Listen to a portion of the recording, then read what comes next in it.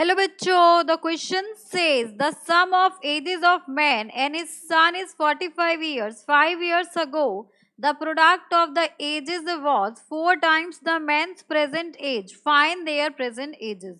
Now, question is saying कि जो man है और उसका सन है उन दोनों की प्रेजेंट एज का सम 45 ईयर्स है.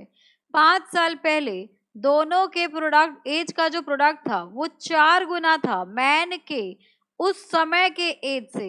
अब यहाँ पर दोनों की प्रेजेंट एज हमें फाइंड आउट करनी है.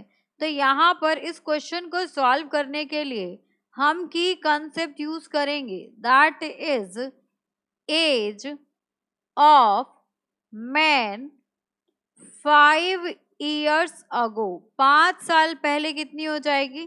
तो जो भी प्रेजेंट एज होगी उसमें से आप 5 साल माइनस कर दोगे. तो ये यहाँ पर की कंसेप्ट यूज होगा. तो फर्स्ट ऑफ ऑल हम लेट करेंगे, let present age of man is equals to x years and present age of his son is equals to y years. तो ये आपकी प्रेजेंट एज हो गई. नाउ अकॉर्डिंग टू क्वेश्चन 5 साल पहले की बात हो रही है. So age of man 5 years ago वो हो जाएगी आपके पास x minus 5 and age of son 5 years ago. और सन की एज आज से 5 साल पहले कितनी हो जाएगी?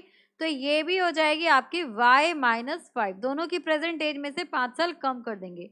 अब क्वेश्चन ये कह रहा है कि उनका प्रोडक्ट जो 5 साल पहले एज थी मैन की और उसके सन की, ये हो जाएगा आपके पास y माइनस 5.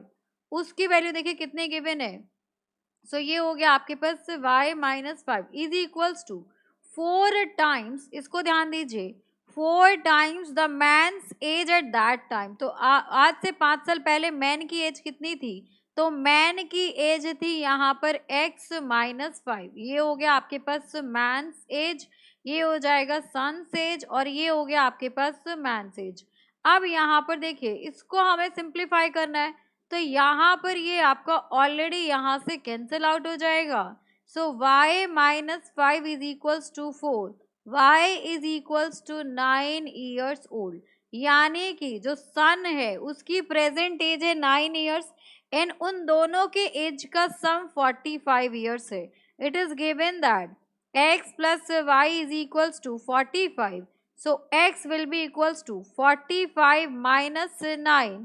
तो यहाँ पर वैल्यू कितनी आ जाएगी? ये हो जाएगा आपके पास 6 और this will be equals to 36.